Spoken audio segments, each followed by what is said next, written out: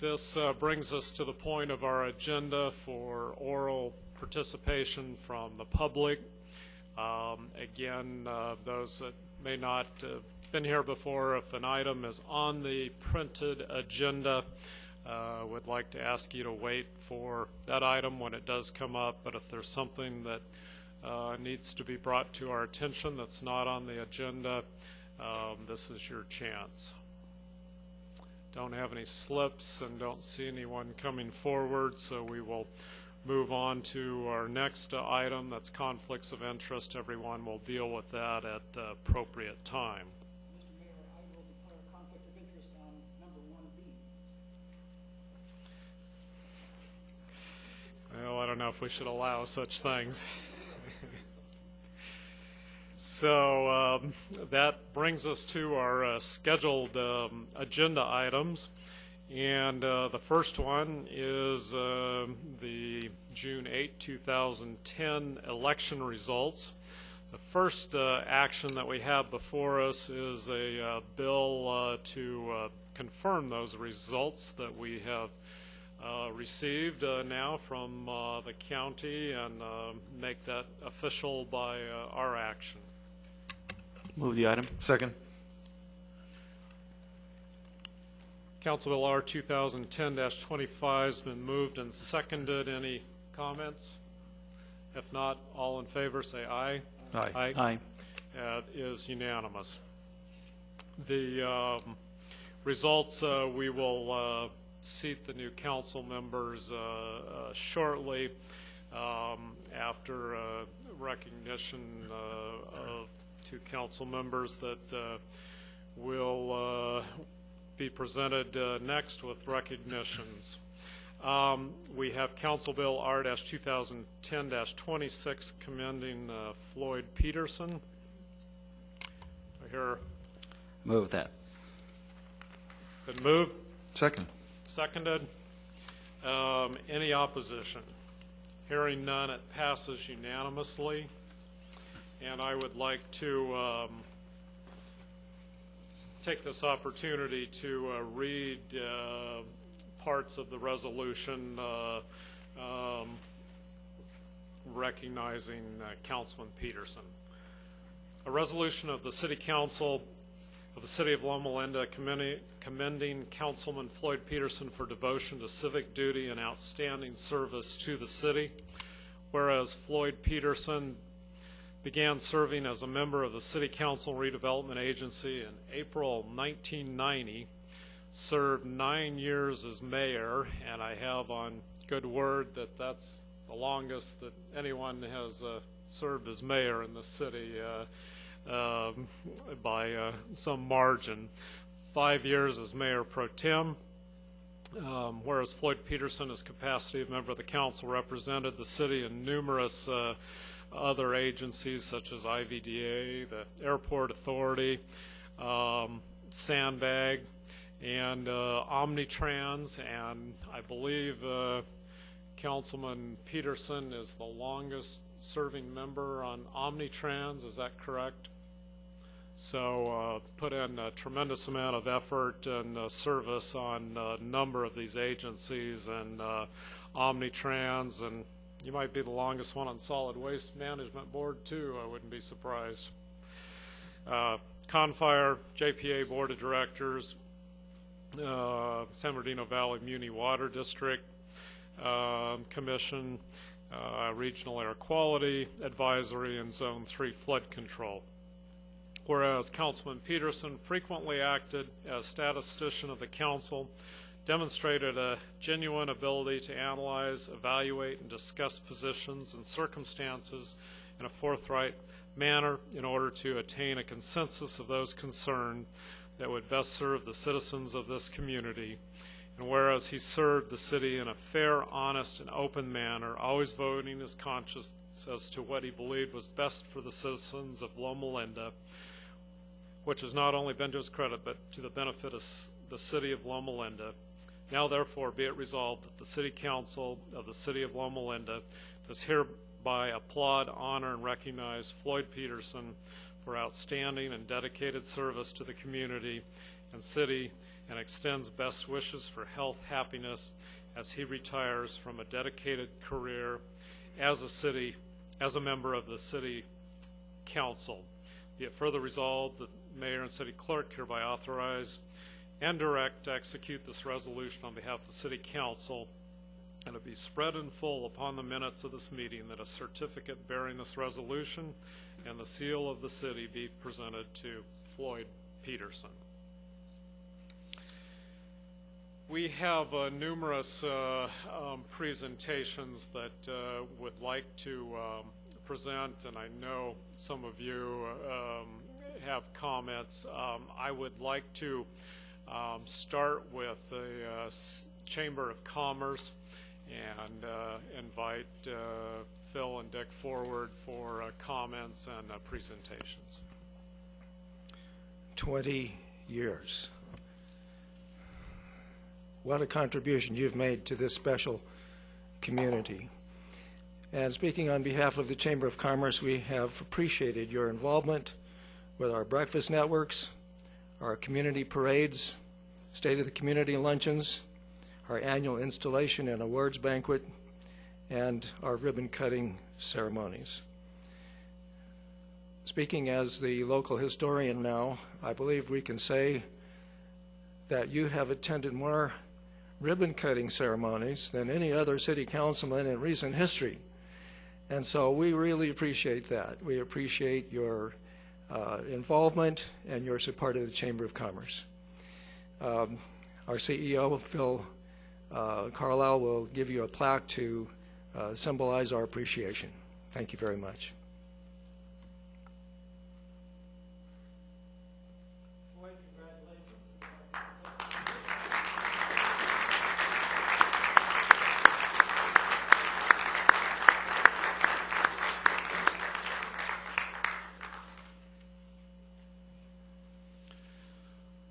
On behalf of the city and City Council, it is my privilege to recognize Councilman Peterson with several items. The first one is a presentation of the resolution that we just passed, and read most of the content, and would like to present that to Floyd.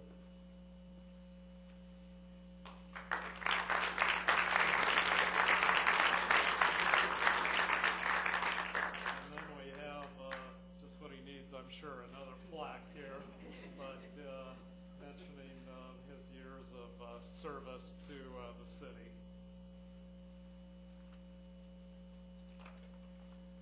And then Floyd, we have to come down this direction. Next part.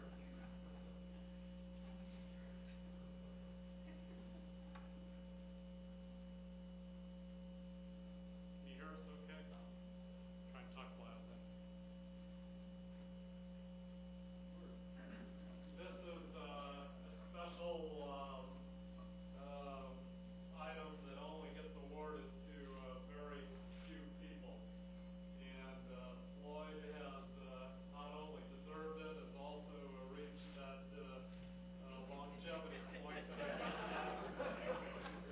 That you have to reach that to even if you might deserve it otherwise, you got to put in all those years that Floyd did. So it's a recognition of not only the outstanding service, but also the length of service that he's provided to the community.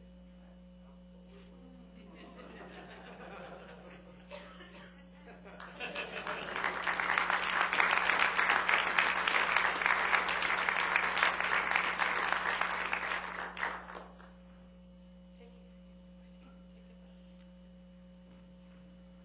This is the guarantee.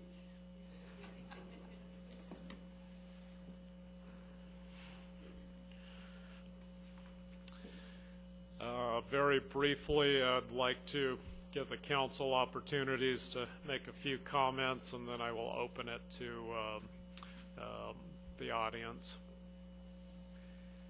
I can, I think, summarize on behalf of the City Council. We've already mentioned the formal items and so forth, but I'm just going to say we'll greatly miss having Floyd on the council to give us calm wisdom and careful deliberation. It's just not going to seem right. None of us on this council have served without Floyd being up here, so it's just gonna seem very strange without having you here and your words of wisdom. But been a real privilege and honor to have served with Councilman Peterson. Very briefly, I know we got a long evening here, but one thing, Floyd, that you've done a wonderful job is looking at many sides of the most challenging issues. And that analysis is something that is I know, appreciated by many people who've made that comment to me, and I share in that sentiment. And you've got many wonderful attributes, but that's one of them. And you always have a way with statistics of knowing how to use them to win an argument, and that takes a lot of skill, being a statistician like you are. So it's been fun working with you. I would like to give opportunity. Obviously, I'm sure there are many of you that would like to recognize Floyd, but certainly I'd like to give opportunity for some of you to briefly, if you have any quick comments or anecdotes or other things that anyone would care to mention, please feel free. Come up to the microphone, please. Good evening, Mayor, Councilman. Chief Bender is on a family vacation, and he asked myself to make a few comments on his behalf and the department. But I'd like to take this opportunity to thank Councilman Peterson and Ziprick for the years of support and service that you gave to the fire department, which obviously the citizens benefit from. That I honestly can say that our department is better because of you two and the support that you lended us. Thank you.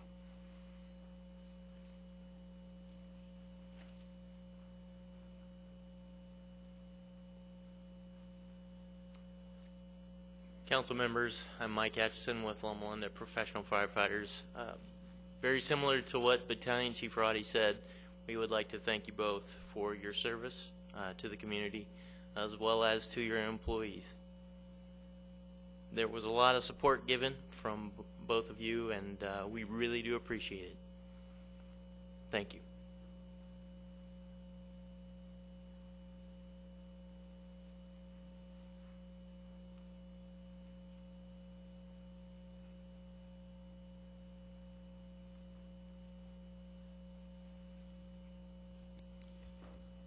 If you don't know who I am, I'll introduce myself.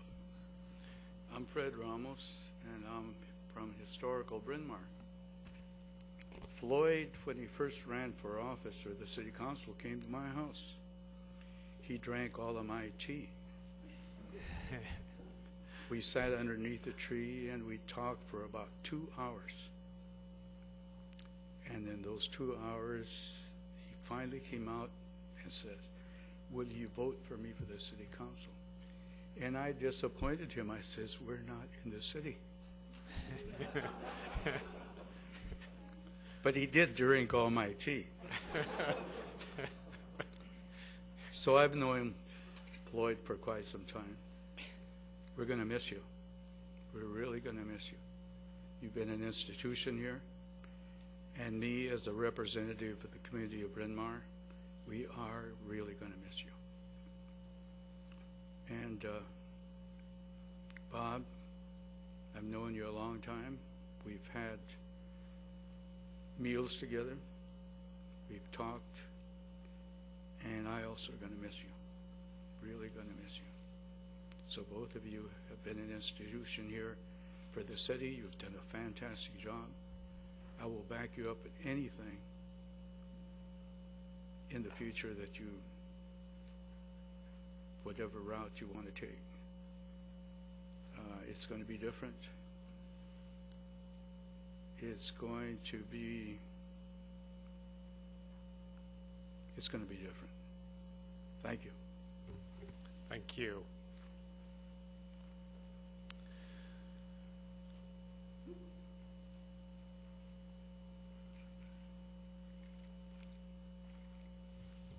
Council, it's me again, and I want to personally, to both of you, thank you for what has happened in this town, what you have done.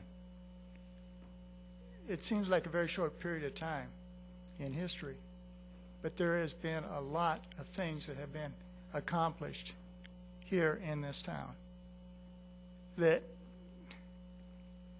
especially with Floyd's background, and you heard the number of committees he's been on. If it wasn't for the diligence of being on those committees for that period of time, a lot of things wouldn't happen in this town. And they wouldn't have come about.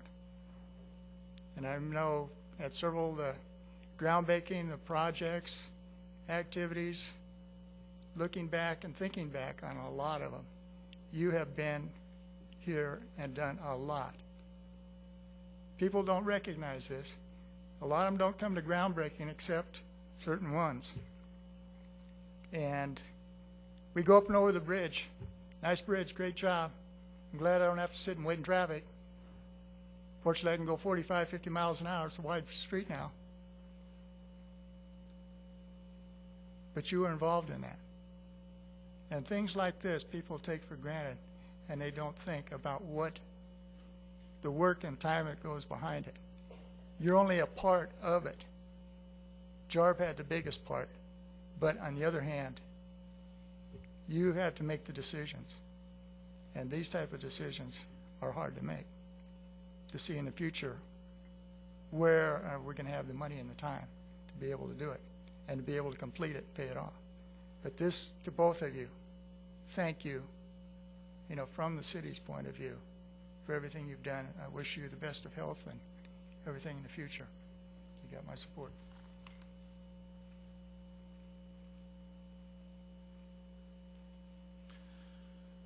Councilman Peterson, the floor is yours.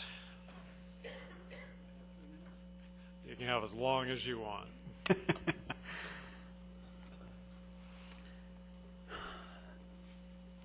When I first ran for election 20 years ago, I never gave it a thought that I would be here in this council seat for 20 years. Some of you know, most of you know that I'm an educator. I've been teaching school for a long time. And I always look for opportunities to learn something. And so I thought that I would just tell you tonight a few things that I have learned in the last 20 years by being on city council. The first thing that I learned was that I learned it from my sister. On the first meeting that I was on the city council, she was sitting down there. And after the council meeting, she said, "I can hardly see you above that podium." She says, "You've got to get a taller chair." She said, "You don't look so short." And suddenly I realized something that I've learned, that this life is, a good deal of this life is perception. So by next council meeting, I had invented this device, and I had jacked my chair up so I could be about as tall as Stan.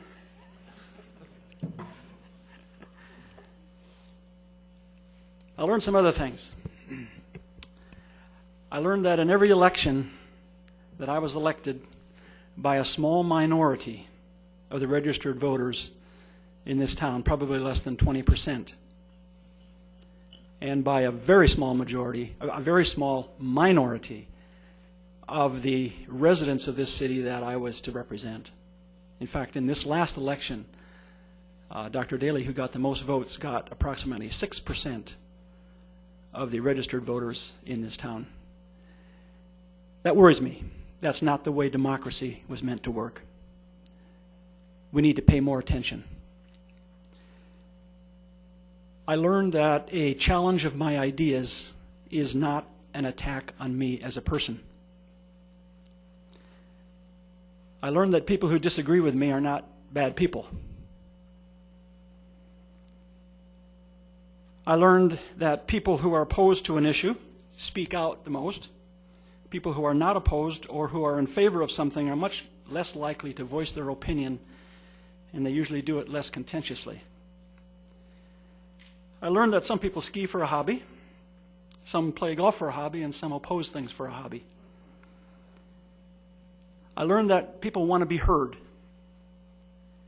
Most understand that they will not get everything they want, but if they can be heard, they're generally reasonably happy.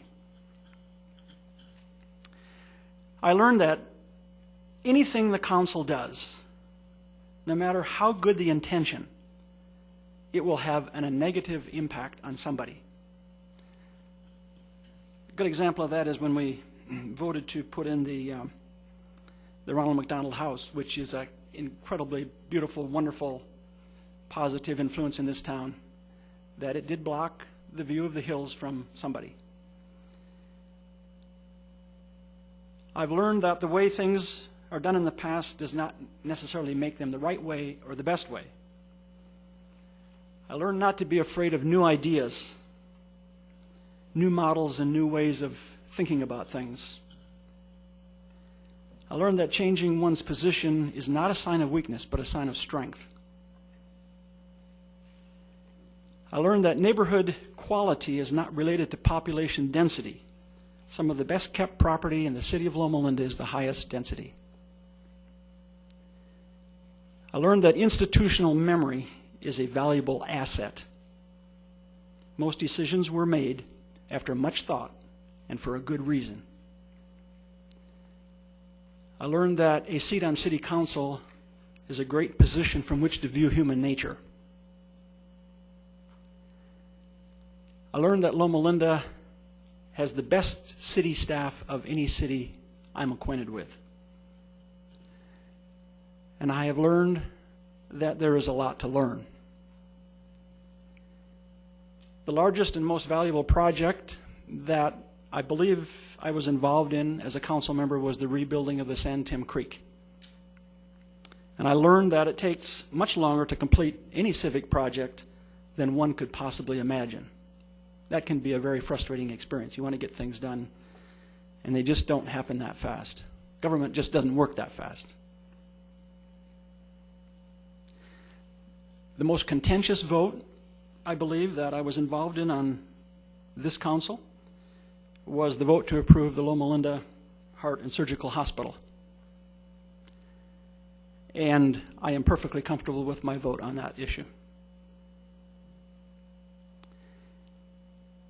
The vote that, in retrospect, I didn't work the way we had planned it to work was the vote on the red light cameras. I still think that they're an excellent idea, but because we did not have control over the way the fines were set, in retrospect, we will be much better off without them. Biggest challenge ahead involves the development of the land north of Mission Road and between Mission Road and Redlands Boulevard. Over the last 20 years, the council has worked long and hard in trying to do something with that property. And the reason it's a big challenge, and most people, and I actually fear even some council members, do not understand exactly how redevelopment agency works and the challenges we have because of the fact that time is running out. For every year that goes by that property is not developed, this city is losing millions of dollars in tax increment revenue, which will never be recoverable because a redevelopment agency has a finite life. That's the biggest challenge that we face, I think, as a city. Over the past 20 years, I estimate that I have put in about 15,000 hours on city business. And for that, you have paid me in wages and benefit about $175,000. That's a little less than $12 an hour. I have learned that the city was here long before I came, and I fully expect that it's going to be here long after I leave. And I want to thank all those who had enough confidence in me to elect me to this seat for 5 times. It's been an incredible learning experience, one you could get nowhere else. It's been fun. It's been a great challenge. I have worked hard at it. I've not taken myself seriously, I hope, too much. And I want to congratulate the new council that will be seated shortly. I want to specifically thank the city staff. As I said, I believe we have the best staff by far of any city that I know. We have had and we do have. I specifically want to thank my family, who have, well, voted for me, campaigned, encouraged me, criticized me, and they're here tonight. I specifically want to mention my wife, Eileen. You know that I'm a happy person, but she's happier than anybody that this is over with, and they're over here. Stand up. I've got Eileen is here. We have Austin, my grandson. That's all right. And my daughters, where did they live? Cindy's gone. Juana's here. That's my son-in-law. Charlene, my daughter. Thank you very much. It's been a great trip. Thank you.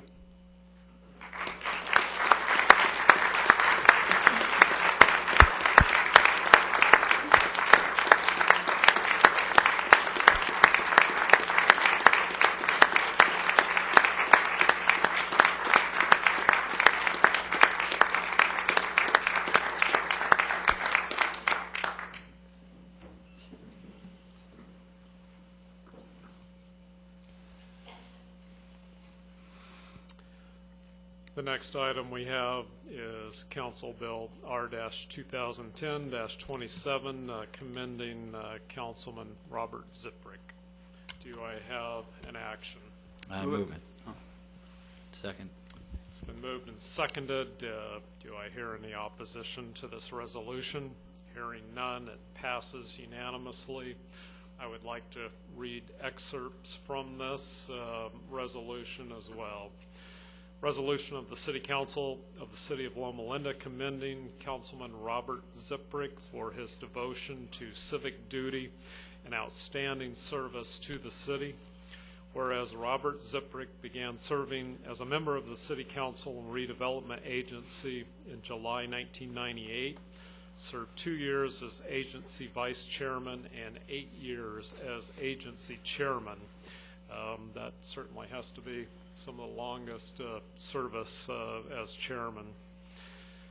Whereas Robert Ziprick, in his capacity as member of the City Council representing the city on numerous civic and government agencies, including the IVDA, San Bernardino International Airport, Sandbag, San Bernardino Valley Municipal Water District, Commission on Water Policy, Zone 3 Flood Control, Redlands Unified School District, and Riverside County Corridor. Whereas Councilman Ziprick was genuinely passionate about history, railroads, open space, trails, and in particular preservation of the South Hills. And whereas he served the city in a fair, honest, and open manner, debating the issues and voting his conscience as to what he believed best for the citizens of Loma Linda, which has been not only to his credit, but to the benefit of the city of Loma Linda. Now, therefore, be it resolved that the City Council of the City of Loma Linda does hereby applaud, honor, and recognize Robert Ziprick for outstanding and dedicated service to the community and city, and extends best wishes for health and happiness as he leaves a dedicated career as a member of the City Council. Be it further resolved that the Mayor and City Clerk hereby authorize and direct to execute this resolution on behalf of the City Council, that it be spread in full upon the minutes of this meeting, that a certificate bearing this resolution and the seal of the city be presented to Robert Ziprick. I will present this to Councilman Ziprick in a few moments, but I would like to invite the Chamber of Commerce to please come forward for comments and presentations. The name Ziprick has historical significance to this special community. And not only the family name, but in the last 12 years, Bob has been a councilman here, 12 years. And speaking on behalf of the Chamber of Commerce, I want to let you know how much we appreciate your involvement with and your support of the Chamber of Commerce. Earlier this evening, I asked Bob what he valued most as his contribution to his tenure here, and he mentioned the South Hills Preserve. And I want to thank you on behalf of all the people in the future who will benefit from that project. Our CEO, Phil Carlisle, will present to you a plaque. I've asked him to read this plaque to you. From the Loma Linda Chamber of Commerce, in appreciation to Robert Ziprick for your outstanding service and leadership as councilman for the city of Loma Linda, July 27, 2010. And just one comment, Floyd and Bob at the chamber, we are going to keep the light on for you, so don't be strangers, okay?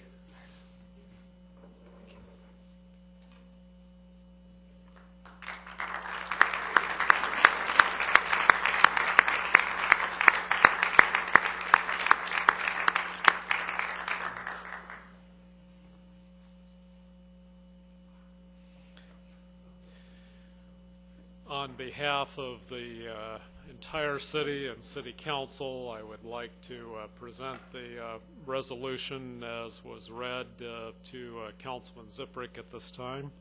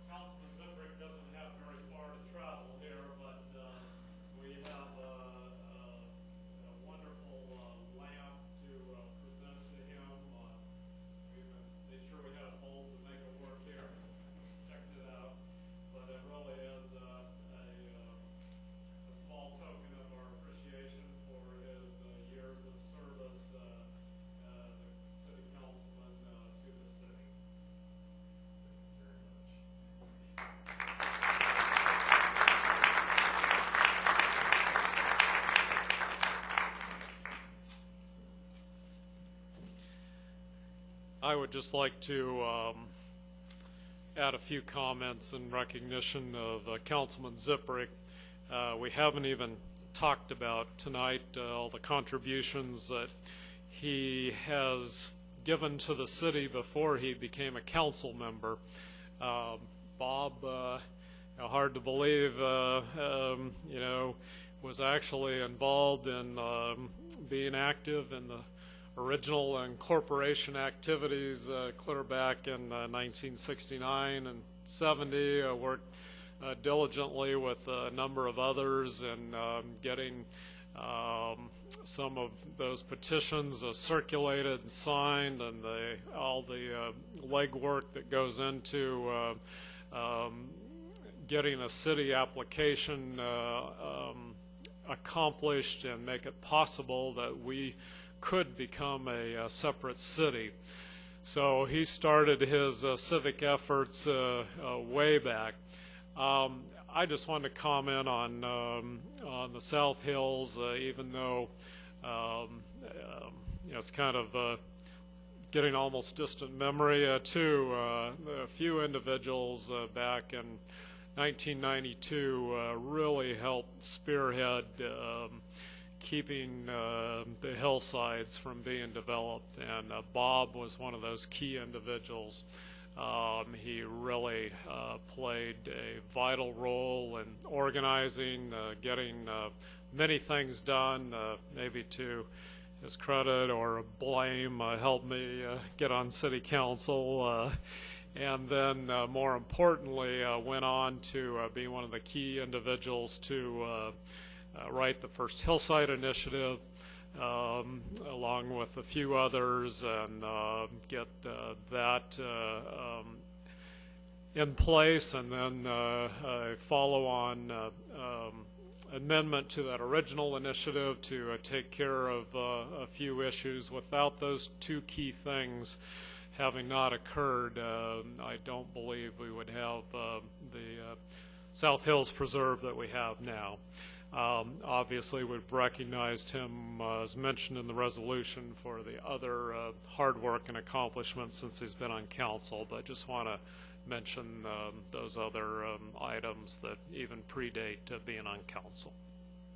We'll miss you, Bob, and been fun working with you. Any comments from council? Well, Bob, been 4 years together on the council, and I appreciate most your love of history and the love of history of Loma Linda, and invite you to be a continuing part of the scholarly work on Loma Linda.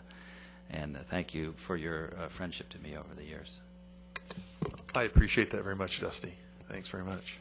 I think it's worthwhile to actually speak to both of you, because I think none of us made references to Mr. Peterson earlier, but I think that I want to echo many of the sentiments that everyone else had mentioned. I want to thank you for your service. It definitely takes a great deal of dedication to spend the many hours that you both have spent. I've learned a great deal from both of you, and as you well know, that politics is not easy sometimes, and a little bit of me will kind of envy both of you, because you don't have to deal with the arrows sometimes that get thrown at you. I think that the people who are probably going to be the most appreciative now is probably be your families, because I think you'll find that, as Mr. Peterson mentioned, he spent a lot of time here, and that time meant that it wasn't always with the families. I think they'll be very appreciative to be able to spend more time with both of you, and I think our own families kind of envy you in that sense as well. So I want to wish you the best, and I'm sure I'll see Mr. Peterson often, since he only lives about 6 doors from me, and I'll be seeing Mr. Zipprick, I'm sure, in town. So thank you. Thank you very much. I would like to open this up to the audience. I know a few of you would like to briefly give your commendations to Councilman Zipprick as well. Anyone that wishes to speak, please come forward. I think actually they had addressed both of us earlier. No, a lot of those comments were meant for both of you. Yeah. Councilman Zipprick, the floor is yours. Yeah, thanks very much, Stan. Mr. Mayor, it's been fun working with you and all the other colleagues. I know we've had some great debates. Hope we kept the ratings up for our Channel 3. I hope they don't suffer now. I count on the new colleagues to stir things up occasionally. Don't let people go to sleep. Seriously, it's been a privilege to serve on the City Council. It's been fun to work on the committees. Before that, one of the things that some of you probably are going to be destined down the line to serve on the council, and if you get that fun opportunity, you get the chance to work with citizens, a great staff, the committees, and you want that debate that goes on. That's what is the beauty of America. That's what makes our country different than a lot of other countries in the world, and it's important for us to honor that tradition of debate and democracy, because my son happens to be taking the bar exam today. He's finished his first day, and I was talking with him very briefly before the meeting, and one of the things that he'd been getting ready for in the bar was the Constitution and Law section, and you don't appreciate until you live in this country and you get to compare it, as I think we all have, with other parts of the world. Here, if you lose an argument or you win an argument, you go on to another day and you all come away hopefully friends. This is a different part of the world than most of the world, and probably 90% of it or 85% of it. So we're very fortunate. And it's been fun to work with a lot of you on things like the preserve, South Hills Preserve, the Bryn Mawr Park, the Heritage Park. It's already been mentioned, a lot of other things, so we don't want to go on too long on that line, but I wish the new colleagues who are coming onto the council that they'll have as much fun as those of us who've gotten to serve have had, and I think it's probably time to let you folks get sworn in and begin your work. So with that, thanks again for a chance to serve.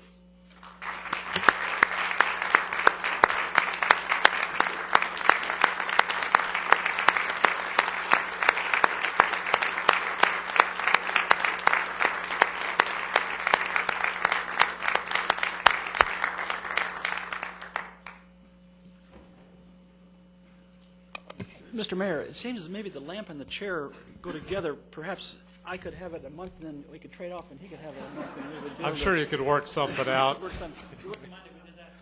We'll do a Anything joint you power like. authority, Mr. Mayor, don't worry.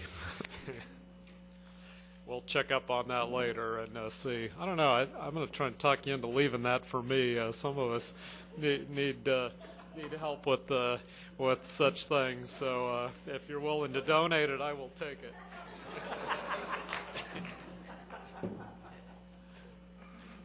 Much better. I should have followed his example years ago with this.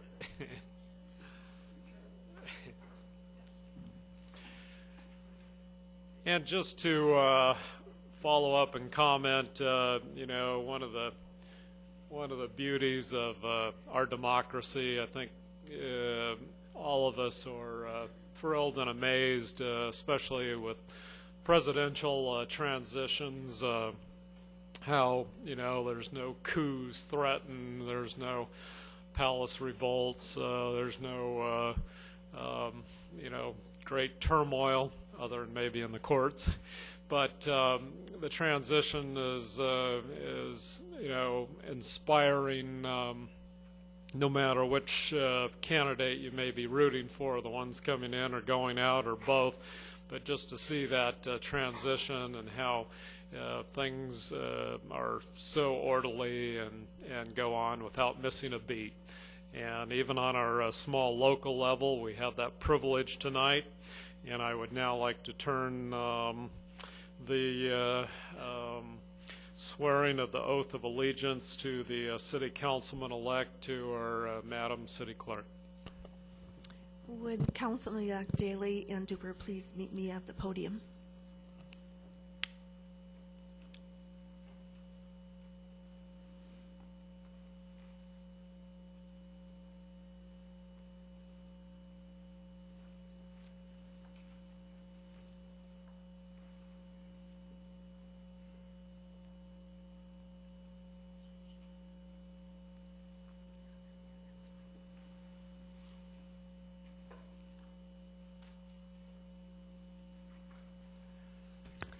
Gentlemen, this could be compared to something like a wedding. And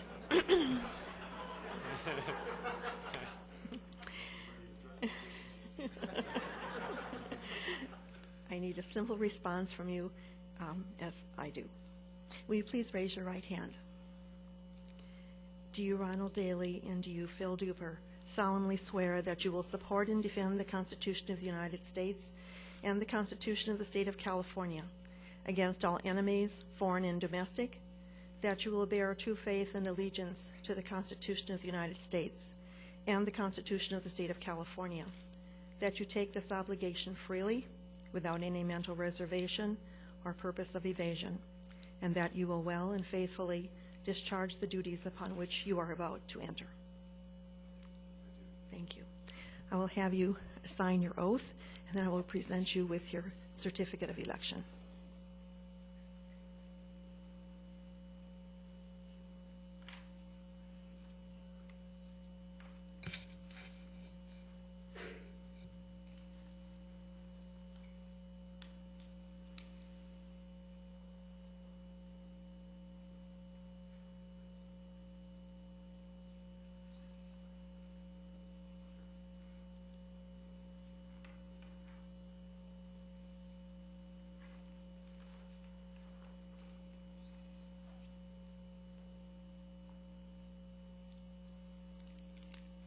I will present to them their certificate of election.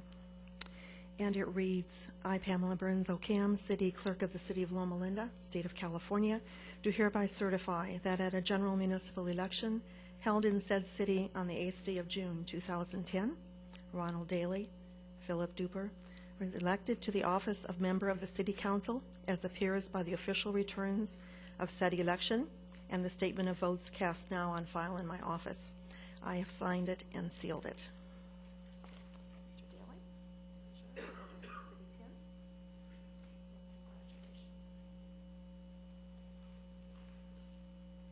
Duper, this is your certificate of election.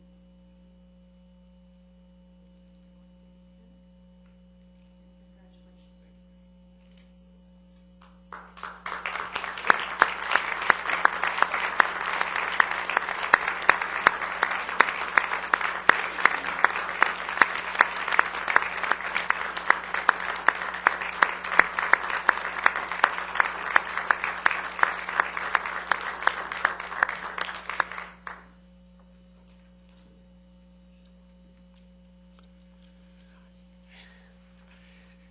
I would like to be the first to welcome our two newest city council members to the dais, and look forward to working with you, as I think all of us are.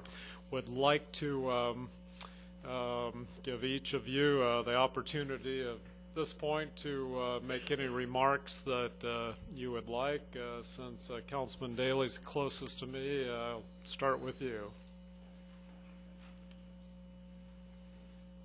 I guess I need to learn to work the equipment first here. Thank you very much for the privilege and the honor to serve you in the city of Loma Linda.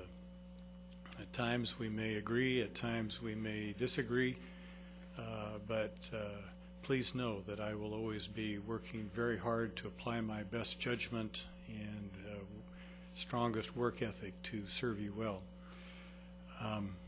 When I was talking with Pam a little earlier today about just what the protocol is that's going to occur tonight and what kind of time I had to make comments, she said, well, take whatever time you need. And I told her, it's dangerous when you offer an educator who makes his living doing lectures all the time he needs. It's probably more dangerous to offer a politician all of the time that he needs. And now that I'm claiming both labels, I figure I've got about the rest of the evening to pontificate here. But I'll keep it brief. I first of all have to thank my family.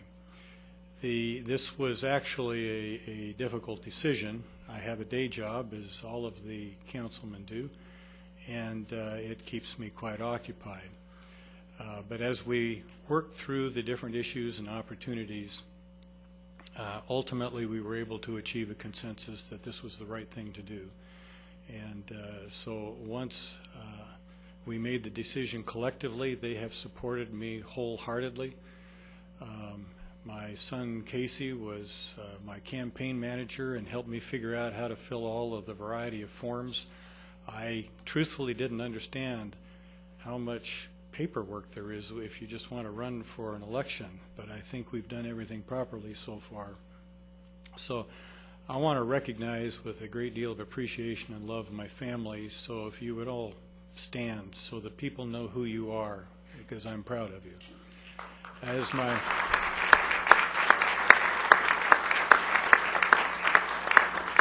daughter Katie, my son Colin, my wife Karen, and my son Casey. So thank you all very much. And I know I'm going to need to routinely ask you for your forgiveness for the hours I may be keeping and for your continued support. I have other people that I need to thank. Two of the people that were influential in getting me to run were Dusty and Ovi. They were encouraging and supportive. I'm a fairly independent person, and I've made that clear to them up front and urged them to talk with some of the people that I work with. But they took a risk in spite of that in supporting my candidacy, and I do appreciate it very much. There are other people that I see in the audience, a number of you, and I don't want to leave anyone out, but I have to particularly thank Georgia, who hosted a number of events at her house and provided food and so forth and never gave me a bill for it, so I really do appreciate that. Pardon me? Oh, yet. Okay, bill's in the mail. Okay, so's the check. I also want to thank in particular Lauren Popescu, who is responsible, as I see it, for most of the signs that many of you suffered through for about 2 months. I had to tell some of my friends that when you drive down a Loma Linda city street, you better drive at the speed limit, because somebody may jump out and slap a daily or duper sign on your car otherwise. This guy was tireless in making an election work, and Lauren, I appreciate it. Also, Evie Roach, who was tireless. I mean, when you take a lady that goes out on her own to meet the public who she's never met before, you know, that's taking some risks and really showing support, and I really do appreciate it, Evie. And finally, I need to also point out and express special gratitude for Elmer Kelm, not only because he has been a colleague and a good friend for many years, but he wrote a check for my first campaign contributions. So you helped get me started, Elmer. It didn't cover the whole campaign, but it got me started. I have thoroughly enjoyed getting to know and will continue to get to know the city staff. There are issues in the city that I know that citizens will agree and disagree on, and I've certainly heard a number of those over the last couple of months. But what everyone seems to be able to form a consensus about is the quality of the staff at the city. And I have found nothing to dissuade my opinion that I agree with comments that have already been made this evening, that we have a top-notch city staff. And anybody that will sit down patiently with me and work their way all the way item by item through the budget, and I have some semblance of understanding at the end of it, Jarb, I'm going to depend on you to kind of keep me on the straight and narrow and informed. And I'm sure I would have muddled some aspect of the election and all the paperwork if Pam hadn't held my hand through the whole process and was very patient and understanding and made it seem easier. So Pam, thank you. Last comment that I want to make is from the very beginning of running, I identified 4 key reasons that I wanted to run. And I just want to reiterate those without explanation, because these are going to be the tests both for myself and for you as to whether I do the job that I hope to be able to accomplish. First of those is to effect transparent leadership on City Council. We're working on setting up, converting my election web page and Facebook page so that I will put regular perspectives that I have on actions or issues before the city, and I would urge you to contact me either by telephone or Facebook or however you choose so that we can maintain a dialogue. Again, we may at times disagree, but I hope we always understand each other. Loma Linda needs a stronger tax base, and for those reasons, as well as for developing the culture, continuing to develop the culture of Loma Linda, I intend to learn how and to do what I can to continue the efforts that have already been put into attracting small businesses, and as well as perhaps larger anchor businesses into the community, and equally important to support existing businesses. Whether Loma Linda will develop or not is, in my view, a moot question. It's an issue of where and how we're going to develop and structure this in a way that it'll enhance the community that we all appreciate. Third, preserve and enhance public safety. Interestingly enough, last weekend in my neighborhood, and including my son's car and my car, somebody went through and popped all of the what we used to call hood ornaments. I'm not sure what they labeled now. So we're out a few bucks to go buy new hood ornaments for our cars. So that's not a public safety issue, but it's an annoying issue. And I don't know what we can do about it, but I hope that we can continue to be a safe community and sustain the family atmosphere that we have in our community. And finally, to work locally and regionally to improve transportation in Loma Linda. Those of us that have lived here for many, many years have seen the traffic reach a point where it's frustrating at times. Part of that is just living in a modern suburban area.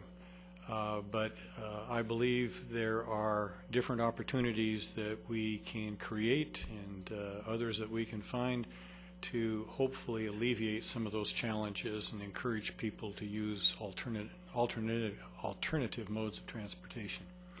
So I look forward to working on those and all other issues that come before the City Council, and I look forward to the next 4 years to getting to know more and more of the citizens personally. Thank you once again.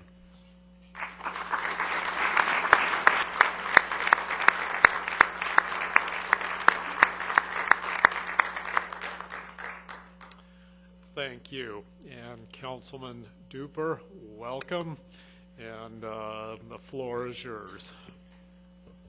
Thank you. I'm going to be pretty brief. I'm fighting a head cold, so I don't want to say too much because it's not going to sound very good.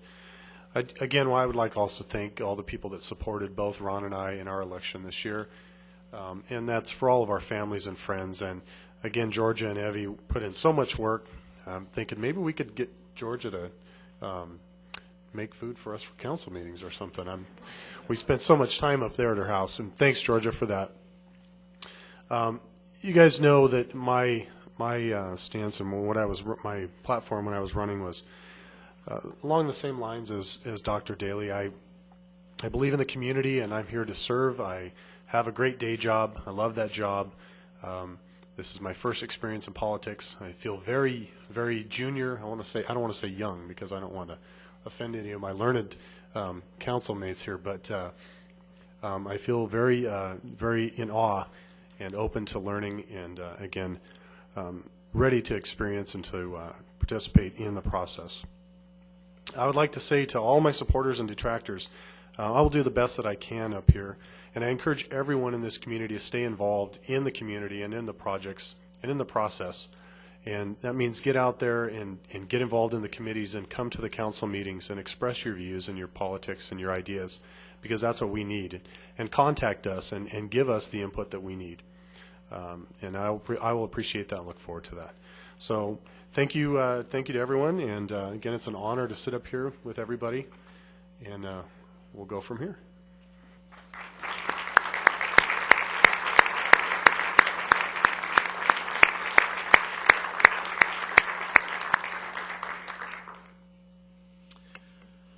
Not on the agenda, but until the city attorney gavels me down, which he might at any moment, I would just like to take this opportunity to recognize my family that is here this evening, my wife Carol and my son Max and my mother. Any of us that serve on city council obviously do put their families through a lot, from elections and all the good and bad things that people hear about you and so forth, and the time that you're away from activities, and wouldn't be here without their loyal support, and just want to recognize them this evening. Thank you.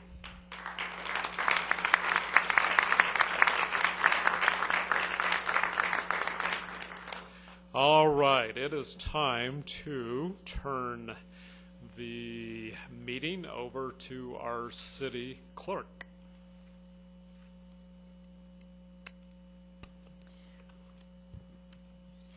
This is the opportunity that you as council members have to choose your mayor. I've given you somewhat of a script. It's not a strict script, but it gives you at least the process. Madam Clerk, I would like to nominate Dr. Rigsby to be our next mayor.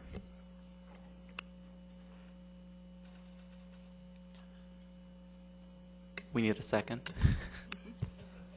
Madam Clerk, I second that.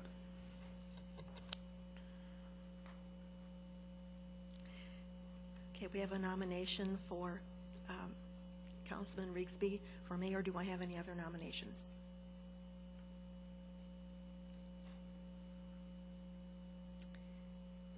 Okay, hearing none. If there are no other nominations, then a motion to close the nominations would be in order. I move we close the nomination process. Second. All those in favor? Aye. Aye. Unanimous.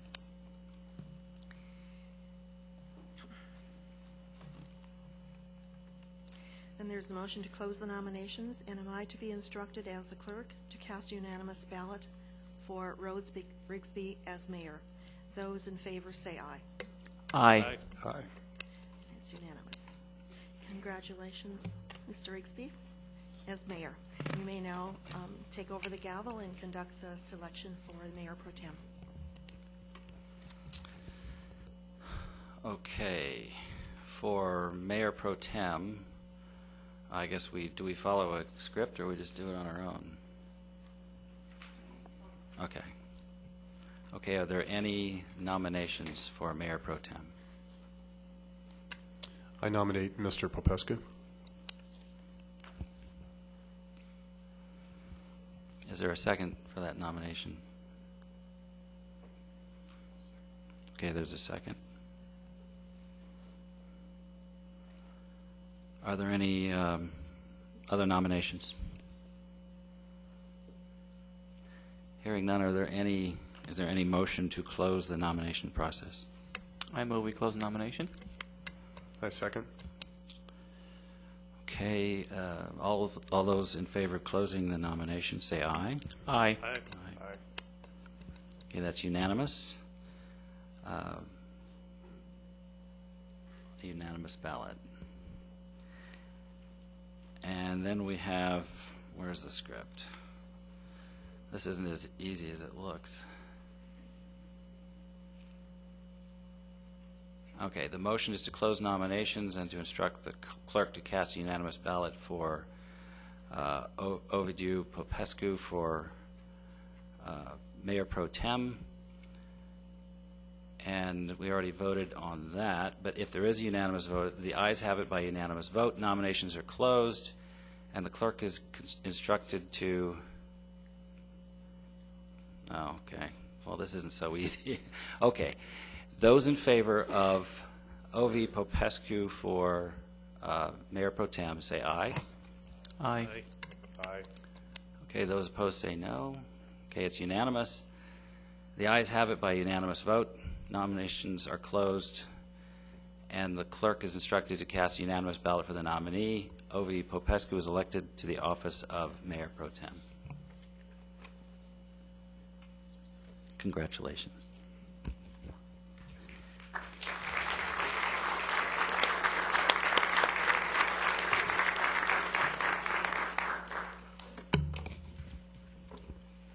Okay.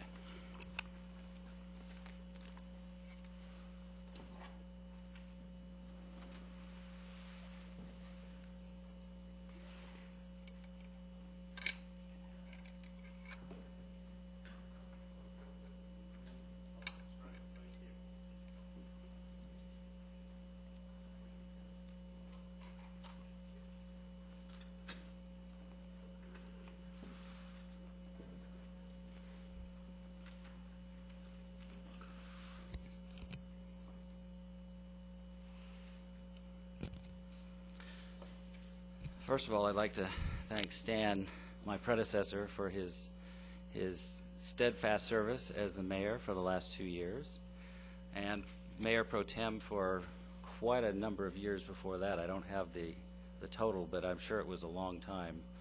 How long do you think you were? Don't even know.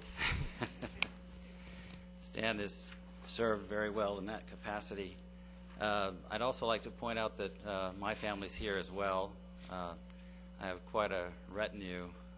My brother, my sister-in-law, my niece, my dad, my stepmother, my wife just exited, but and 2 of my daughters, my brother-in-law, and on the internet watching the streaming video is my mother in Indiana and my brother in Seattle. So we've got quite a few people here. May I make a few comments in welcoming our, I don't know if we should say our new victims or our new council members.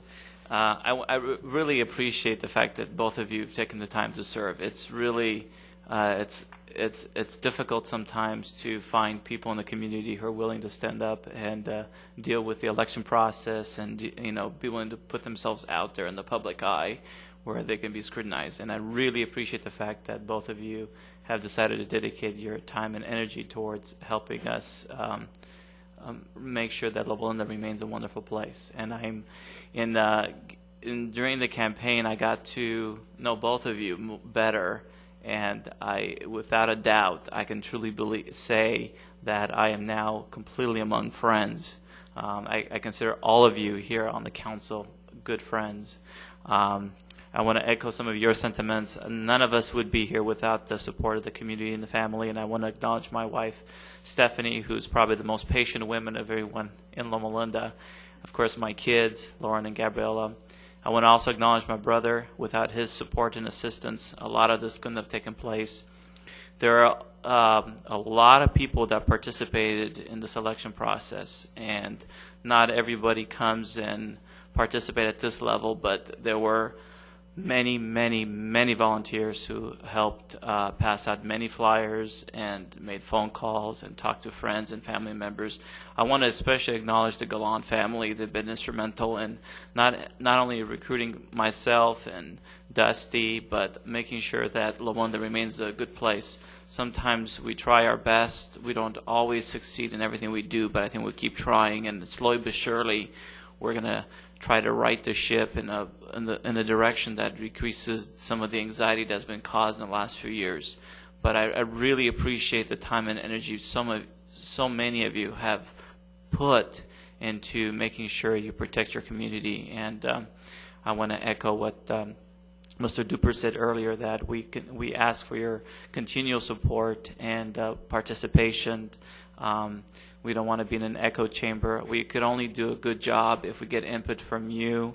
We're here not to serve our interests, but to serve your interests. So we'll always remember that. I can say without a doubt that this may be one of the first councils in a very long time, and I haven't seen all your paperworks that haven't received money from outside interests. This is truly first time we have a full council that was supported by the community, and that in itself says a great deal. You're not going to be able to see, I'm willing to bet you're not going to see a single city in this county that can attest to that. And that's a testament of the fact that a few people have stood up and said, we want people representing us. And that's what our mantra is, and that's what our task is, and we hope to continue that. With that, I will allow you to continue. Thank you. Thank you.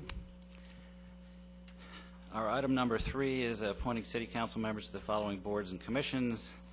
And I think we should handle this in kind of an informal way like we've done in the past. We'll just kind of round robin and divide up the tasks. The first thing up for grabs is Sandbag. I've served on Sandbag board for 2 years, and I'd be willing to continue in that capacity if that's okay. Omnitrans is an open seat. Floyd was our representative for many years. I served as his backup but never attended any meetings because he was so faithful in that. And say that again. If you're looking at Sandbag, we will also need an alternate. Okay. Yes, an alternate for Sandbag. Do any of you would like to consider being an alternate for that?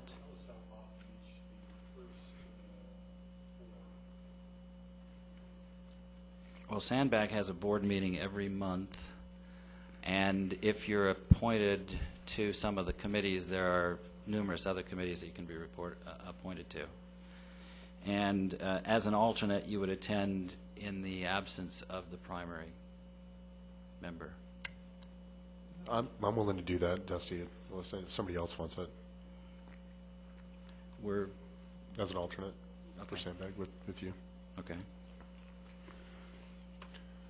How about Omnitrans for primary? We need a primary and a secondary alternate for that.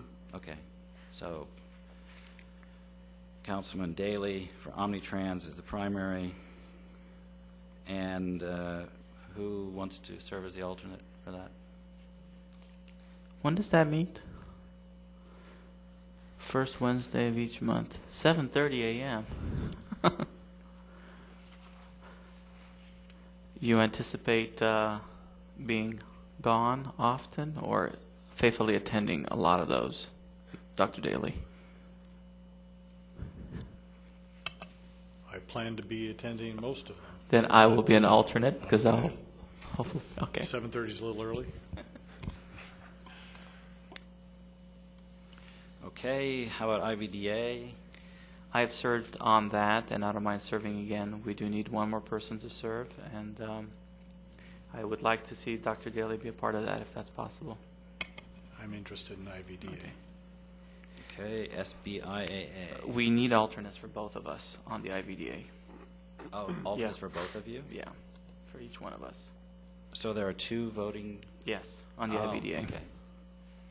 So, Stan, anything up for grabs? Anything you'd I'll like? be glad to continue with any of the positions that I've had, and anybody else that would like to fill these other positions, I think that would be just fine with me.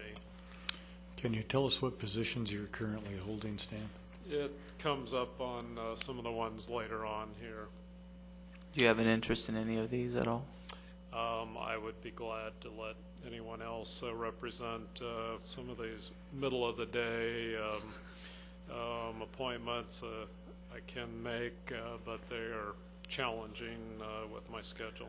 Okay, then I guess IVDA will be the other two of us as alternates. Yeah. And do we designate by person or just have two alternates that by person? It's by person because you also have to file your statement of economic interest. Okay. But I mean, do I back up Ron and he backs up Yeah. Ovi, or does that matter? In the past, there's only been one alternate that I'm aware of. Only one alternate for both? Okay. Then, Okay. That's I'll be the okay. alternate. Bill. Okay, so SBIAA. I have been attending those even though I'm not on the committee, and I would like to serve on that committee. Okay. And we need to find an alternate for that. Dr. Daly, would you consider? Okay. Okay, solid waste management. Floyd was, I think, the primary for that, and I was the secondary. And I've never had to attend it even once. So my experience is nil. Although dealing with solid waste is, I think, a politician's steak and potatoes. I like to think that in my other career, I kind of deal with human waste management. So would you like to be our primary member? Yeah, I will do that for you. Okay. Councilman Brower, you served as an alternate. Would you like to serve an alternate on that as well? I would be glad Okay. to. I guess I was on that committee. Were you on solid waste? Yeah. I don't think they've ever met. Maybe they met once. Yeah, I served on it at least Yeah. 2 years. So it's a committee you probably Okay. will never attend. Okay, San Bernardino Valley Municipal Water District. And I That's- think that one is ex officio, isn't it? No, I was on that. That meets every 2 months. If anyone else is interested, I'll gladly give you the opportunity. If nobody else takes it, Hint, hint. Is that- well. Yes, it's- I will jump on that. for you. Okay, that's Yes. fine. Great. I'd be glad to be the alternate. Perfect. I have served on that committee in years past, and it meets at a time It that does. is reasonable for my schedule, so I'd be glad to. Well, would you like to be the primary? No, I'll be the alternate. Okay. Be great. Okay, next is California Joint Powers Insurance Authority Board of Directors. Be glad to continue as delegate. Okay. And there's an alternate we need for that. And we can use the city manager. Let's continue that. Is that okay with everyone? Okay. Next, we have Confire. I currently serve as the chair of the Confire Board of Directors, so I think I should probably continue in that role. And we need an alternate for that. I think this would be a good time to find out. I think the alternate for that should be someone who could also serve on our ad hoc or maybe even semi-standing committee on fire department issues. So if someone takes the alternate for that, I'd kind of like them to help with our little, first one to go to two city councilmen for fire department issues. So is there someone who's I've got a kind of interest in that, unless Public Dr. safety. Daly would like that. okay? Yes. Good.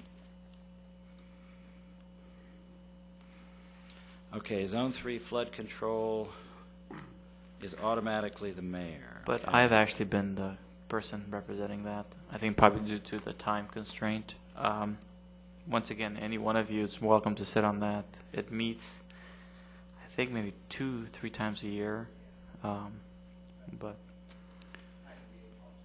okay. Okay. But Well, I we can- need a primary person. None of you are interested? Well, I could serve as the mayor because it's Oh, it's okay. an automatic. Then it's yours. It's mostly deals with flood control issues in the valley, and Yeah. they're mostly dealing right now with things outside of city of Loma Linda, but it does Okay. affect us a little bit. So, Okay. Very good. Then that concludes the major appointments. Is there anything else, Madam Clerk, on that item? Okay. I have a question, and I think I just answered it. So we're going to deal with the RDA at the very end after the regular council meeting then? Yes. Okay.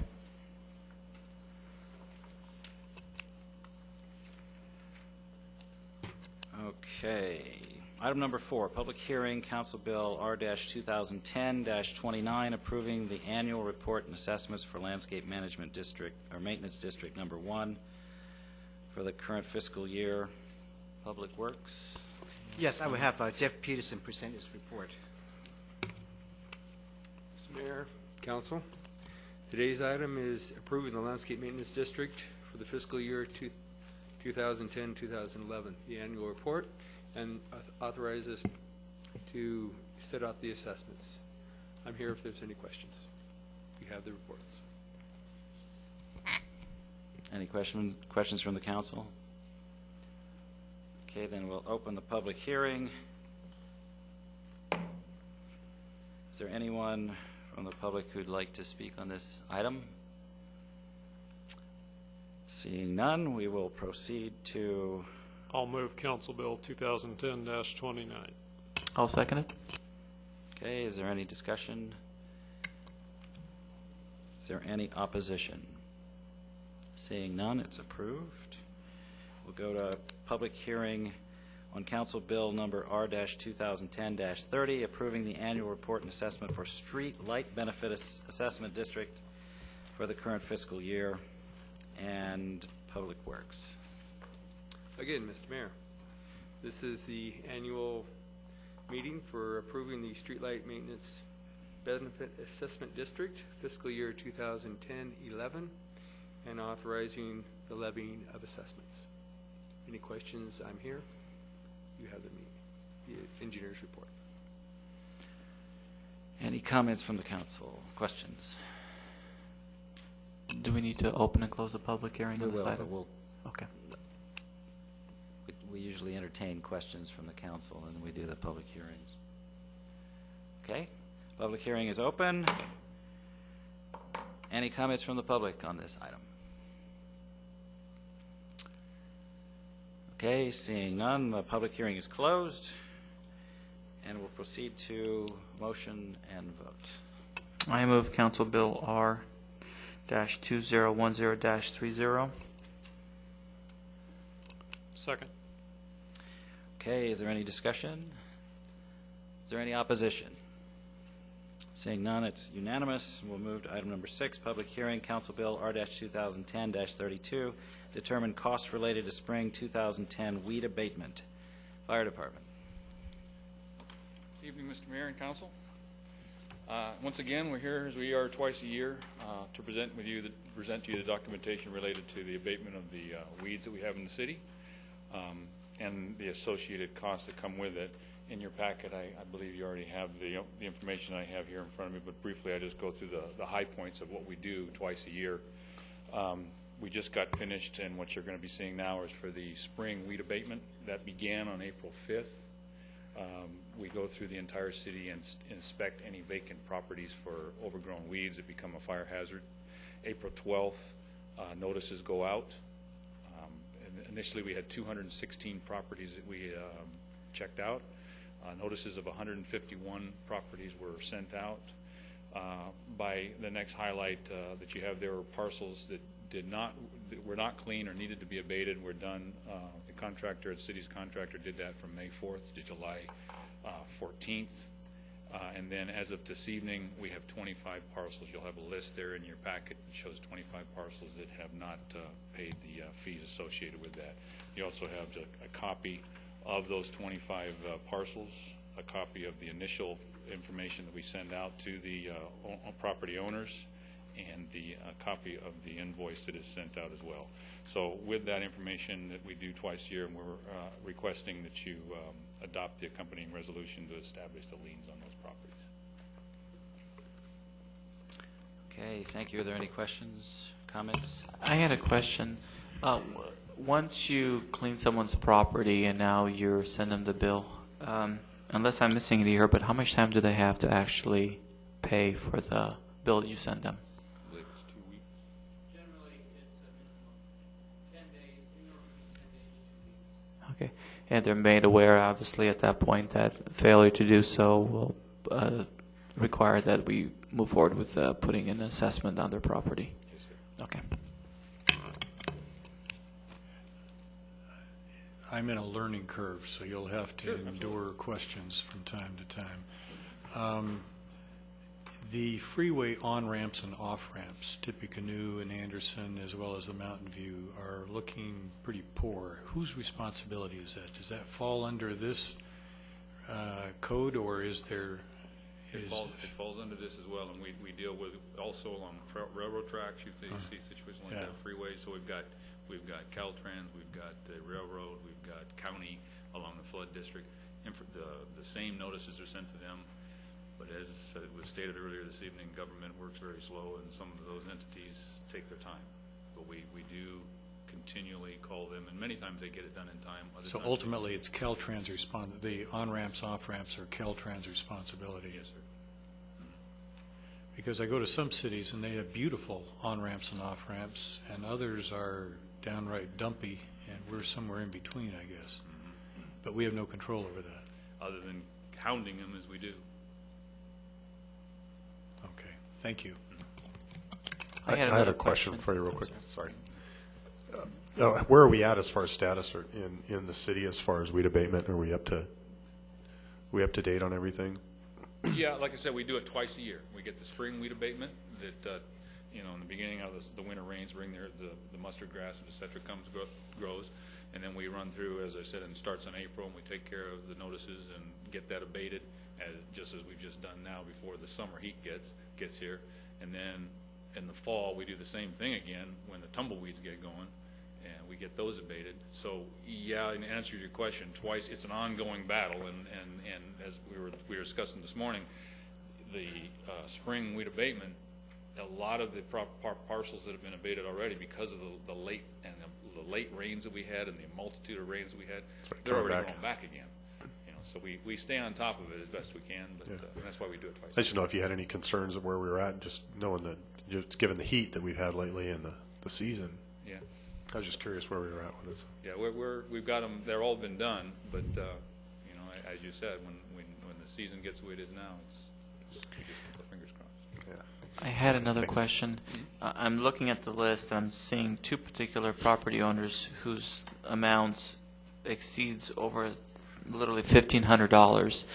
Is this amount only cover this particular period, or is it any of these amounts added to prior periods? I believe it's just this period. Okay. Wow. And they've been notified that that's their bill. Yeah, and many times, some of the numbers, and the folks here that you see, or the parcels you see here, many times this is the people, they choose this option.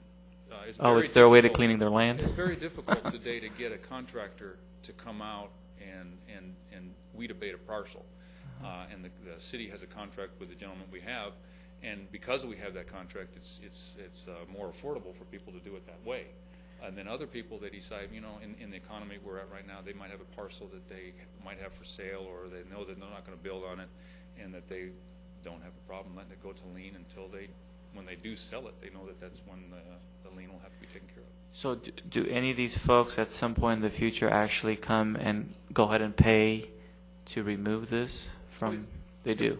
Okay. So at some point they just choose to pay at a later time, and well, there's a time frame. I mean, once you drop the gavel and say we're going to put them on lien, then if somebody comes in the next 2 weeks or before this is done and wants to pay it, then we can scratch it off the lien process. If they come in after and pay for it, we were discussing this morning, if it's soon enough, then we can go through the process of getting it taken off. Okay. All right. Thank you. I'd like to note for the record this is the first year in 8 years that I did not receive a weed abatement notice, because I finally moved in and I pull 100 weeds every morning, and it keeps up. Yeah. There's an amazing thing about weeds. They like water. Okay, we need to open a public hearing on this. The hearing is open. Is there any comment from the public? Mr. Stewart. Good evening, Council and new Council members. Bob Stewart, 11695 Largo Court. Just regarding the weed abatement, no specific comments on the notices that have been sent out, but I recently did research this on a question, and so if you have a nice flat parcel with no neighbors, you're going to get your notice. There's an exemption, and I don't understand it personally, for the health and safety of our citizens and the health and safety of our firefighters. If you're in a high-fired area, according to our general plan and one of the maps, you don't have to do weed abatement or weed control. So something I think is, to quote our ex-council member, is maybe the old way of doing things isn't necessarily right. It's something we may want to consider, that fire protection is critical. We have a lot of investment in our firefighters, the equipment, and the individuals themselves, and perhaps that exemption should be visited. I think it's very simple. In the old days, you get a disc out, you disc the field, it takes care of the problem. You can't do that in around the hills. It's obviously much more expensive. But as a citizen paying the bills for the firefighters and their safety, I think it's something that should be considered at this point, or perhaps in the future, that the weed abatement in high fire hazard areas should also be required at some level, or perhaps to a higher level. So, and that was my understanding. Thank you. I have a question about that. When you say high fire area, does that include the wildland urban interface?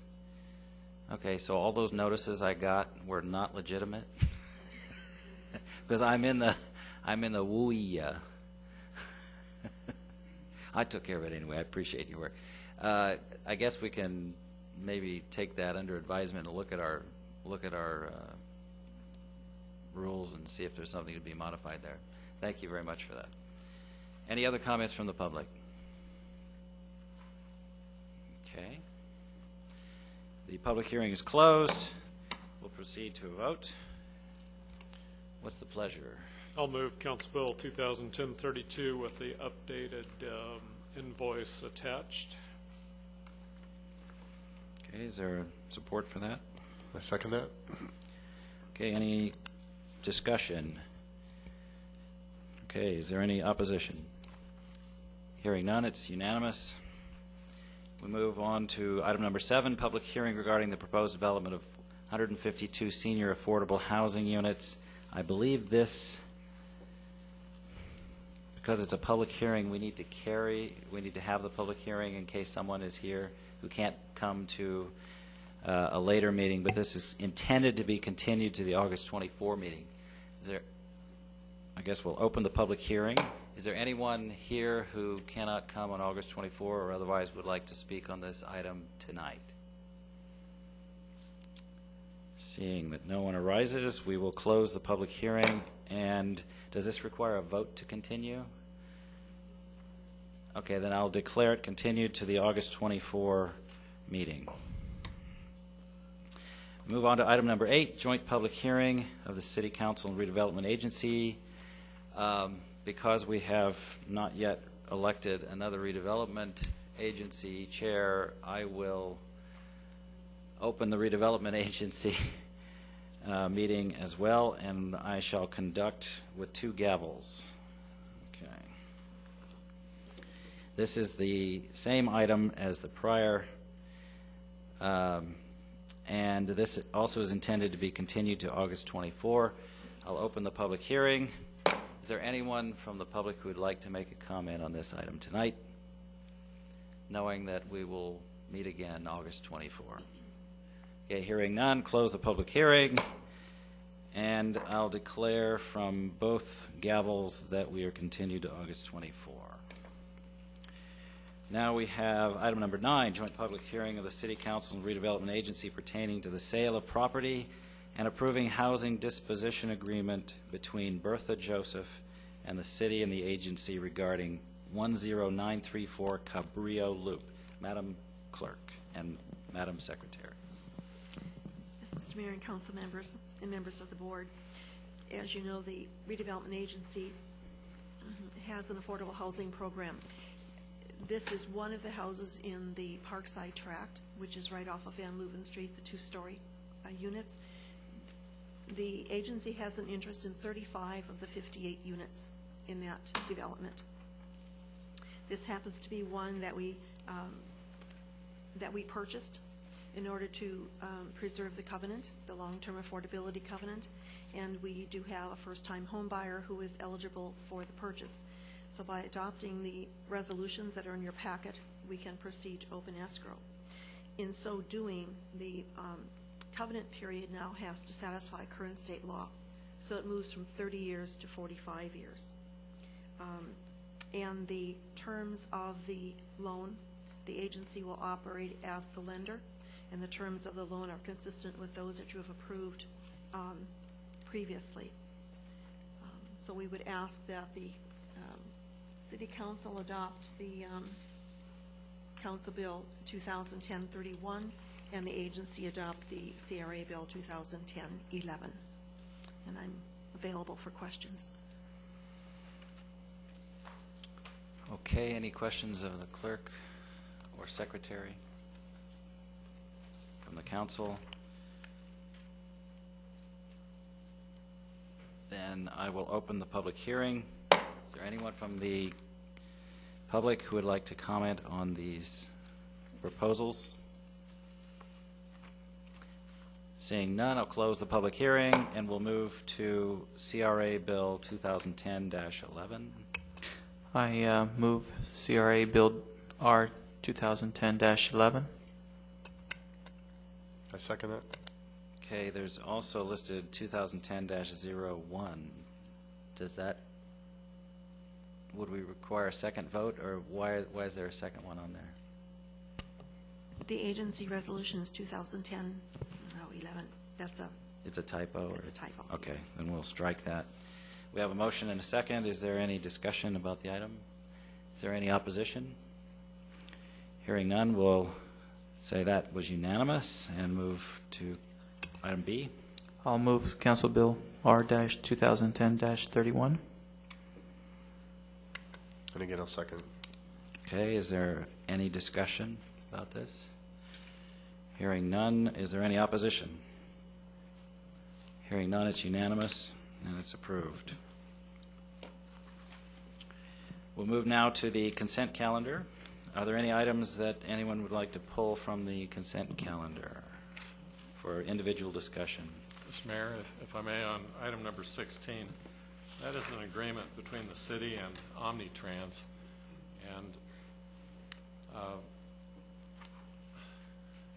it's a little bit of an unusual situation where we're actually entering into a contract with another public entity upon which one member of our council and one alternate serve as members or alternate for the board of directors of that other public entity. Government Code Section 1090 prohibits the council from entering into a contract with a party where a member of the council has a financial interest in the contract. One of the exceptions to that is salary, per diem, or reimbursement of expenses to an employee of another public entity. However, if the contract involves the department that employs that city official, then that council member is prohibited from participating in the vote. Whether or not service on the board of directors of Omnitrans constitutes being a member of the department or an employee of the department with whom we are contracting is a little bit ambiguous at best. So in an abundance of caution, my recommendation is that Councilman Daly and Popescu not participate in the vote as to item 16 in order to avoid any possible hint of a 1090 conflict of interest. I have a question on that, and I don't know if you know the answer, but does the board members get reimbursed for attending that meeting? Yes, there is a small per diem and reimbursement for expenses, I understand. For expenses, but yes. Mileage. But not the actual attendance of the meeting? I think there is a per diem really? Compensation. And nobody knows what that is? I guess Councilman Peterson wouldn't know. I asked him before he left if he did receive a per diem compensation. He said that he did. But we don't know the amount. No. Okay. The amount doesn't matter for our purpose. Yeah, but obviously there's money involved. Okay. Can I ask a question? What do other cities do in this particular circumstance? Well, they should follow the same rules. Now, there are different situations. For instance, your situation may come up at a later date because you're an employee of the county. But if the contract does not involve your department, then you can participate so long as that potential conflict is noted on the record and disclosed. So there are different rules that depend upon where you serve with the other public entity. I might also note that in a participation on the IVDA and the SBIA, there are times where the folks from various cities have to recuse themselves because they do enter into contracts between interagencies. So I have seen it done before. So it's always best to be abundantly cautious, even though an argument could be made that this is not the department of the board. My preference would be to be careful. In the same code, is there not an exemption for public safety? There are various exemptions, and we'll go through all those. But Yeah, and there's a safe harbor, but you have to meet all of the listed requirements. Yes. Okay. Should we move the rest of the council agenda and exclude that, and then Yes. Dr. Daly and myself would recuse ourselves before we get to that item? So I'll go ahead and, if that's okay. And is this a present in the room recusal or a leave the room recusal? typically on the consent calendar, we just note for the record that the two are not participating Okay. as to that item. So we don't get it up. Okay. Well, I'll move the consent calendar, everything except item number 16. Second. And, well, then, we could probably move them all together if someone else made the motion. Well, I'll make that motion then. Okay, and then the second stands. Second. Okay. Then, is there any further discussion? Then, noting the recusals as mentioned on item 16, are there any opposing votes? Seeing none, the consent calendar is approved. Old business. Mayor Rigsby. Yes. I just wanted to, if I could, comment, appreciate Supervisor Derry's efforts to get us additional CDBG funds. I had a chance to speak with him in our reception, and obviously JARB's been an important part of that, but boy, to get kind of newfound money is terrific, and just wanted to publicly thank Supervisor Derry. Yes, we all thank him for that. Old business, item number 20, Schedule A of the Sheriff's contract for the current fiscal year. Finance.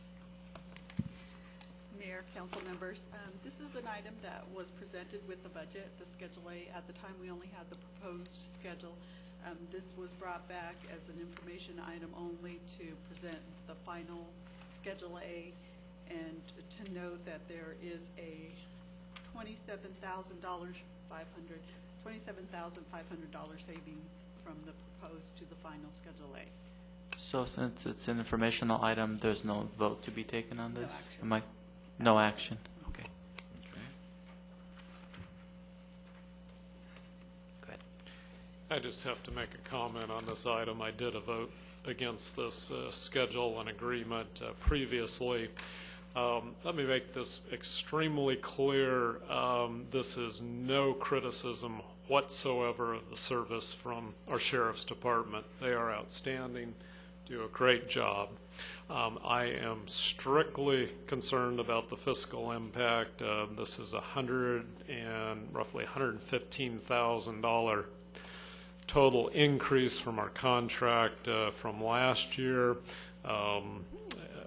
I don't begrudge anyone making their best efforts to be compensated with negotiations the best way they can, but every other city department and employee in our city have taken pay cuts and continued pay freeze this year, so it's just difficult for me to vote for a $115,000 increase on this item. Not having a history in this issue, I have to concur with the logic of Councilman Brower. I've had to take a pay cut. There are a lot of people taking pay cuts and so forth. And so for one department to increase the budget this significantly, even though in a total sheriff's department budget, I'm sure it's very small. But I think that is noteworthy that everybody is in a retrenchment mode, and yet we see the increase in one department. So I don't know enough about the issue to explain it or even attempt to, or if you have a comment, but that's a pretty hefty increase when everybody else is losing support. If I may, Mr. Mayor. Please. Thank you. The increase is based on a contract that was set in stone in 2009, and it was a contract between 2009 and 2012. All the deputy sheriffs, the sworn officers, took a pay cut last year for the last fiscal year. At that time, they were promised to have an increase this year. The members of the union, which are the deputy sheriffs, sworn officers, voted against taking a second cut this year, and they basically felt that they were entitled to the increase that they already had based on a contract that was in stone. So it's not an old contract. It's a contract that already had been agreed upon, and it was the right of all sworn officers to do so. Thank you for that clarification.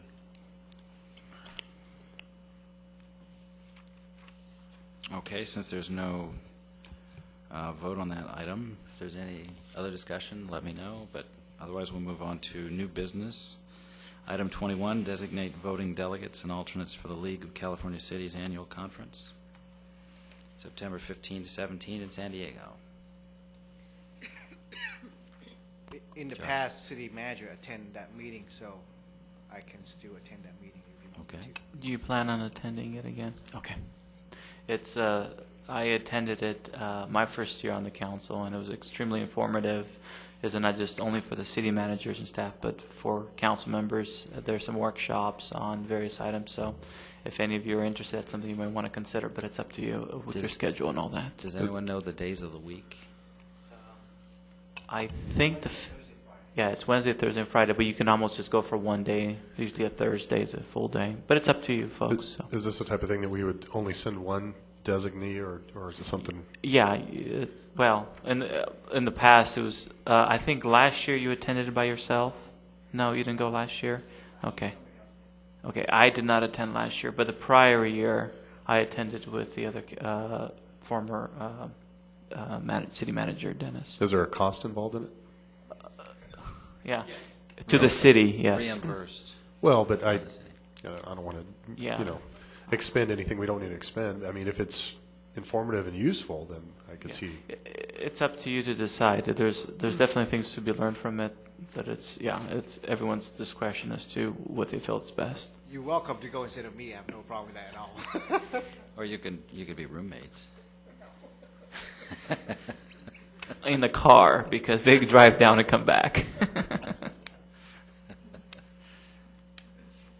Okay, so we'll designate Jarb unless someone else wants to jump in.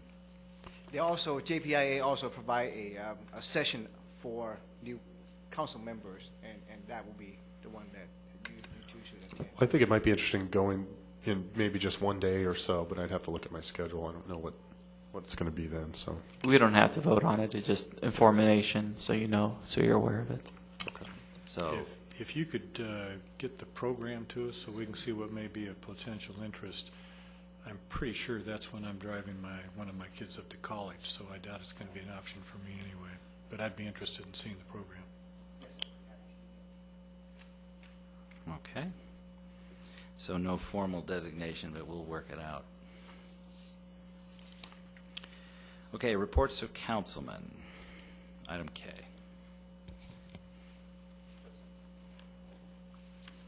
We've received enough reports, apparently. Reports of officers. Yes, I have been receiving a lot of requests or questions regarding the quiet zone. As you probably seen the construction that's going on Whittier and the railroad crossing, and also at Beaumont Avenue and the railroad crossing. The project was moving along and suddenly just stopped. And the reason for that is because Union Pacific is supposed to have the project scheduled to be completed 2 weeks ago. But I think there's derailment at some other city, and so the crew had to go to that derailment. So they promised me as soon as they complete that job, they were supposed to come back and complete their work at the 2 locations. Again, we think that the engineer or the train conductor should stop blowing the whistle by September. So that's my goal, and I will keep you informed. Okay. Any other reports of officers? Just a question of protocol. I've had 2 or 3 people contact me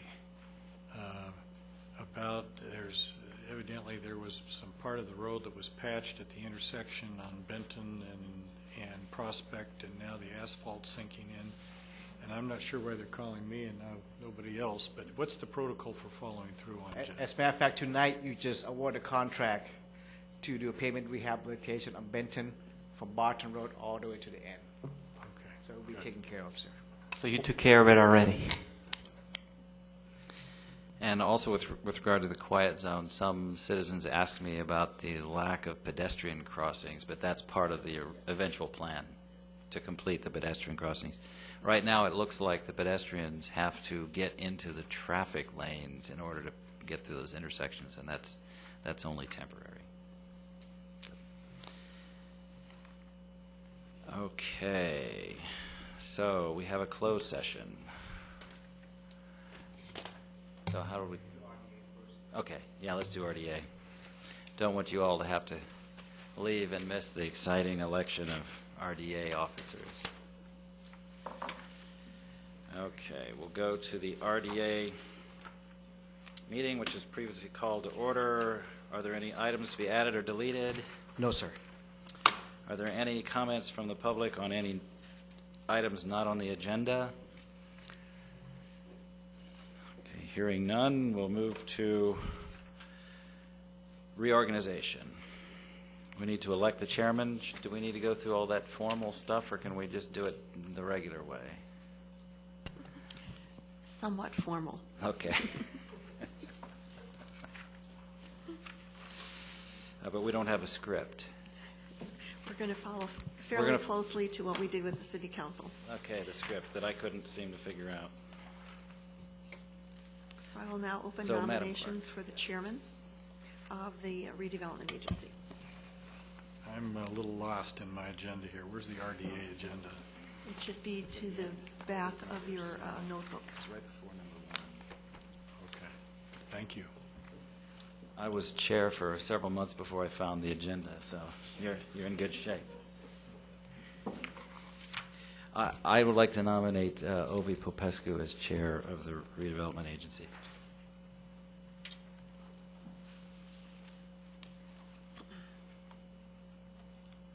I'm sorry, Dusty, I didn't hear what you just said. I nominated Ovi as chair. I second that.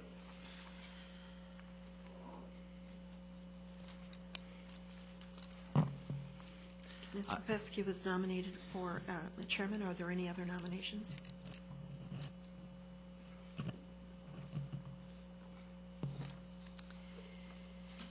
Then the motion would be to close nominations for chairman of the redevelopment agency and to instruct the secretary to cast unanimous ballot for Mr. Popescu as chairman of the redevelopment agency.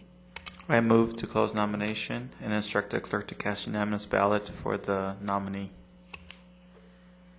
Second.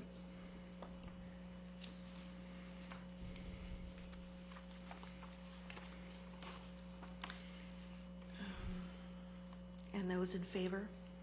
Aye. Aye. Aye. Aye. So a unanimous vote has been cast for Mr. Popescu as chairman. Congratulations. And now you may take over for the selection of the vice chairman. So I guess I Good get luck. to get lost now. Good luck.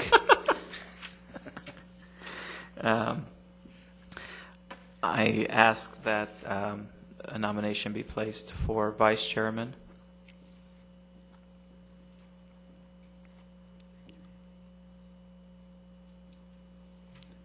Any one of you can nominate.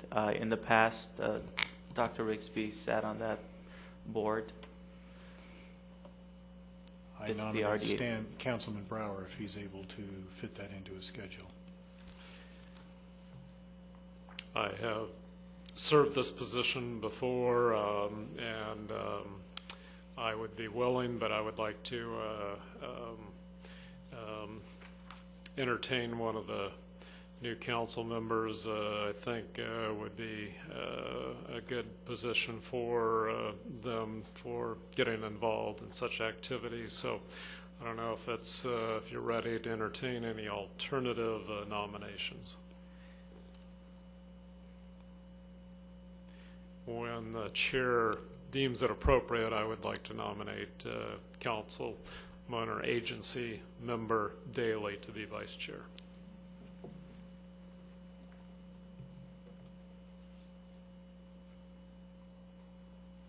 I'll second that.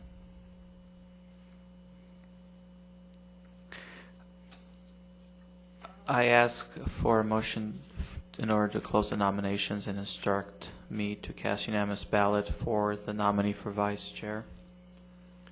I move to close that and cast unanimous ballot for Vice Chairman Daly. I second the motion. All those in favor to close nomination process, say aye. Aye. We now move straight to the vote for Dr. Daly as vice chair of the RDA Executive Committee. All those in favor say aye. Aye. Aye. Does that have to And- be second? We have to second No, it? we already had a first and a second. So Aye. it's unanimous consent that Dr. Daly be vice chair. What that entails is there's the RDA Executive Committee, and we meet about once or twice a month, depending on the need regarding RDA. I'm not sure if you're not available, is it possible to have someone else attend if he's not available? How does that work? Or do we only meet when he's available? We try to arrange the meeting so that when you become available, so it's Okay. it's pretty flexible.